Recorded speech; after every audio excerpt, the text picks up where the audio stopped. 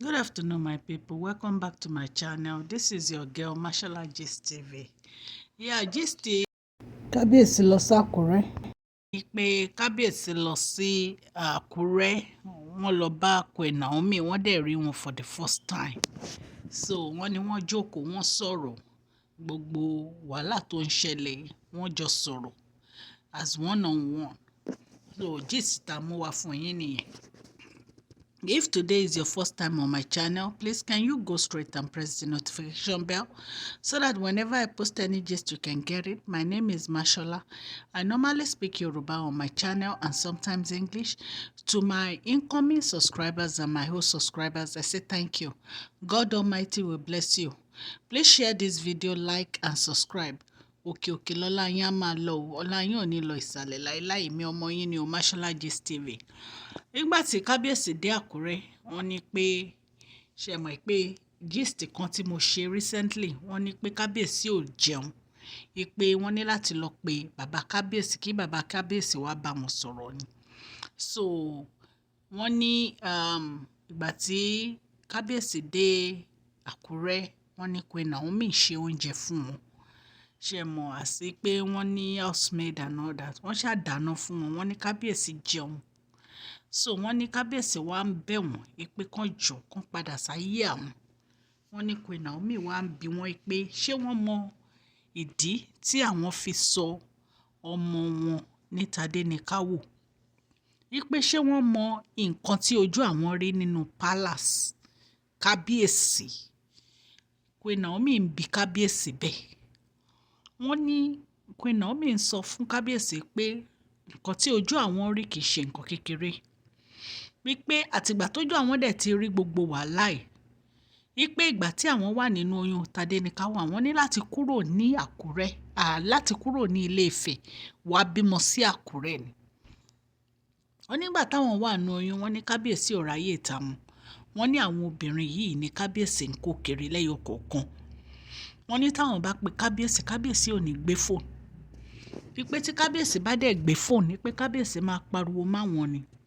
Wọ́n ní ṣé kábíyèsí rántí gbogbo yẹn. Wípé ìgbà tí àwọn bí Tádéníkáwò, ọmọ àwọn ò ju 3 months lọ, tí kábíyèsí yọ gbogbo fọ́tò àwọn kúrò nínú palace nítorí pé Ashley ń wá sí palace, wọ́n fẹ́ tẹ́ Ashley lọ́rùn. Wípé kí ni ẹ̀ṣẹ̀ àwọn, kí làwọn ṣe táwọn fi ránǹgì kábíyèsí. Àwọn ṣe ojúṣe gẹ́gẹ́ bí obìnrin. Àwọn make sure pé kábíyèsí wọ́n ń jẹun lásìkò. Àwọn nífẹ̀ẹ́ kábíyèsí, àwọn nífẹ̀ẹ́ gbogbo àwọn ẹbí wọn. Pé kí wá ní ẹ̀ṣẹ̀ àwọn tí kábíyèsí bẹ̀rẹ̀ sí máa treat àwọn, tó jẹ́ pé obìnrin oríṣiríṣi ni kábíyèsí ń kó wá sínú palace. Kò sí respect, kò sí anything. Àwọn obìnrin yìí wọn ò tiẹ̀ kí àbóyá ìyàwó kan wà ńbẹ̀ àbí kò sí ńbẹ̀. Wípé so àwọn ti take long patience, àwọn ní long patience fún kábíyèsí. Àwọn endure nǹkan tó tún kọjá endure, àwọn ní fún kábíyèsí. Wọ́n ní ṣùgbọ́n endurance téèyàn bá ní tó bá fẹ́ gba ẹ̀mí èèyàn, kéèyàn tètè jí níbi tó bá sùn sí. Wọ́n ní nǹkan tí ojú àwọn rí kìí ṣe nǹkan kékeré o. Wọ́n ní kìí ṣe nǹkan tí èèyàn lè máa rántí. Wọ́n ní kìí ṣe nǹkan téèyàn lè máa rántí. It's very very sad. So wọ́n wá bẹ̀rẹ̀ sí sunkún. Wọ́n wá bẹ̀ kábíyèsí pé kí kábíyèsí jọ̀ọ́ kí wọ́n lọ nífẹ̀ẹ́ àwọn obìnrin tán kó sí pálásì. Kọ́ má nífẹ̀ẹ́ àwọn mú. Ìfẹ́ tán bá ní sáwọn, bó tiẹ̀ jẹ́ àfẹ́, kán lọ fún kan nínú àwọn obìnrin tó wà ní palace. Wípé àwọn ń bẹ̀ wọ́n ni, kán jẹ́ káwọn máa bá títà wọn lọ. Pé káwọn move on pẹ̀lú life àwọn. Pé kí kábíyèsí náà move on pẹ̀lú life ẹ̀. Pé at least nǹkan tó fi mú yín tẹ́ fi ń fẹ́ gbogbo àwọn obìnrin yìí, ìfẹ́ wà ńbẹ̀ náà lẹ fi ń fẹ́ wọn. Pé so ìfẹ́ tán bá ní sí àwọn, kan lọ divert ẹ̀ sọ́dọ̀ àwọn obìnrin. So nǹkan tí wọ́n ní Queen Naomi sọ nìyẹn. Wọ́n ní kábíyèsí pé wọ́n ro ọ̀rọ̀ yẹn títí. Wọ́n ní bó ṣe dìde nìyẹn tí wọ́n lọ. so tá a bá tún wá gbọ́ gist mi a máa mú wá fún yín. Nǹkan tẹ́mi kàn fẹ́ sọ sọ́rọ̀ ẹ̀ náà ni pé Yorùbá ti sọ̀rọ̀, wọ́n ní iná ìṣìṣí kì í jóyàn lẹ́ẹ̀mejì. Queen Naomi náà mọ nǹkan tójú àwọn rí, àwa tá à ń sọ̀rọ̀ yìí à ń gbọ́ ni experience ẹ̀.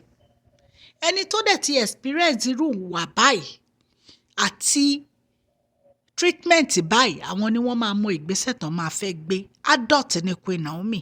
Queen Naomi lè make decision fúnra wọn bóyá wọ́n fẹ́ padà bí wọ́n padà. Ṣùgbọ́n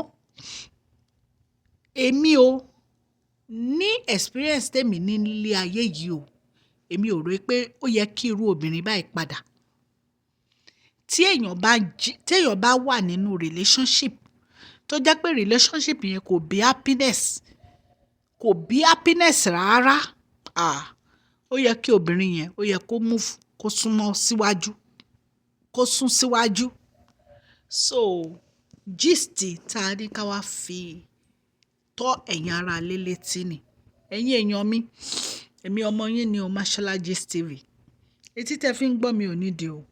Ọwọ́ tẹ fi ń tẹ subscribe, like, share, tẹ fi ń comment, ọwọ́ yẹn ò ní kan ìsàlẹ̀ àpò. Òkè òkè lọ́lá yín á máa lọ o. Ẹ ṣé, mo dúpẹ́ lọ́wọ́ yín. Ẹ̀yin tẹ́ bá ti subscribe, ẹ subscribe o, so that tí n bá ti post any gist ẹ máa rí.